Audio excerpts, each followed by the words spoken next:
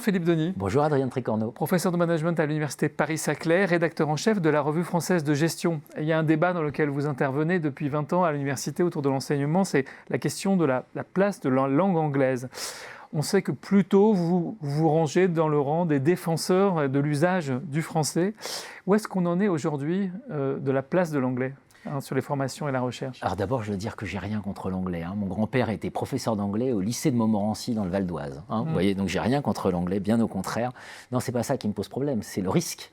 C'est-à-dire qu'à force de courir après l'anglais, on se met à imiter le monde anglo-saxon, les pratiques anglo-saxonnes, donc à avoir cette sorte de comportement de colonisé vis-à-vis du colonisateur.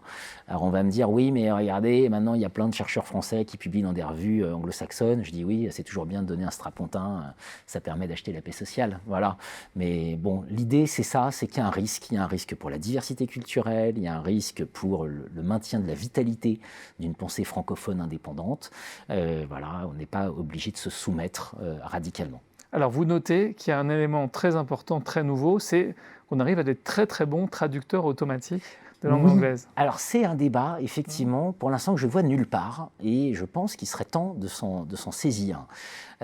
Aujourd'hui, il y a des on a tous en tête l'IA. On sait tous que ça va transformer les métiers. Dans le monde de la traduction automatique, un pas a été franchi. Ce pas, il s'appelle DeepL. Voilà. Et DeepL, c'est un traducteur automatique qui est très nettement en avance, vous le connaissez, sur Google Traduction, etc. C'est absolument remarquable. Et ce n'est pas que la traduction, d'ailleurs, français-anglais. Vous pouvez traduire en russe, vous pouvez traduire en espagnol, en italien, ce que vous voulez. Et la question que je me pose et que j'aimerais commencer à verser au débat, c'est est-ce que finalement il reste aussi pertinent d'investir aussi lourdement dans l'editing, etc. Ou alors la transformation de cours quand ils sont faits en France pour des étudiants majoritairement français, en anglais, donc dans un mauvais anglais par des profs qui ne maîtrisent pas nécessairement.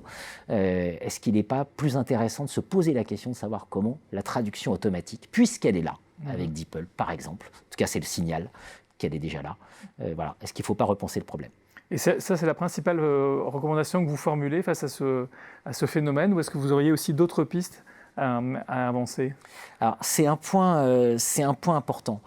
D'abord, ce n'est pas moi juste qui la formule. Il y a eu un appel du ministère auprès des rédacteurs en chef de revues, justement pour se saisir de cette question de la traduction automatique et savoir dans quelle mesure ça pourrait changer la donne pour les éditeurs de revues. C'est une vraie question. Nous, Revue française de gestion, par exemple, on ne publie qu'en français. On a toujours été très attachés à cette identité francophone. C'est vrai que dès lors qu'il y a la traduction automatique, qu'est-ce qu'on doit faire? Est-ce qu'on doit publier du coup en anglais ou alors en multilingue, puisqu'on peut le faire. C'est quand même pas gratuit, même s'il faut quand même intervenir sur les textes. Mais en tout cas, ça pose très clairement différemment la question. Voilà. Donc je trouve que cet appel du ministère, malheureusement aucune revue de gestion n'a été retenue, mais cet appel du ministère marque un tournant, et au ministère, on me faisait la confidence qu'effectivement ce tournant, c'est en raison de DeepL. Donc tout le monde se pose la question en ce moment. Tout le monde se pose la question. Alors vous m'avez posé la question de proposition. Oui. Moi j'en aurais une à formuler, c'est peut-être plutôt que de fonctionner par appel à projet, comme ça, c'est-à-dire de dire faites-nous remonter les initiatives, mettre les grands acteurs autour de la table, les grands acteurs de l'écosystème francophone. J'ai reçu sur ce plateau Jean-Yves Mollier, il nous a fait 400 ans une autre histoire de l'édition française. Il nous dit c'est un oligopole à franges, voilà. Il y a quelques grands éditeurs qui font l'industrie de l'édition. Donc peut-être que c'est avec ces grands éditeurs qu'il faut se mettre, vous savez, Obama avait fait la même chose avec les GAFA, là, ils les avaient mis autour d'une table. Ces grands éditeurs francophones, impactés par cette question-là, il faudrait peut-être que le ministère les mette autour de la table et se dise maintenant, collectivement, qu'est-ce qu'on en fait pour défendre, dans un monde multilinguiste, la francophonie, entre autres, et aussi les autres langues, évidemment.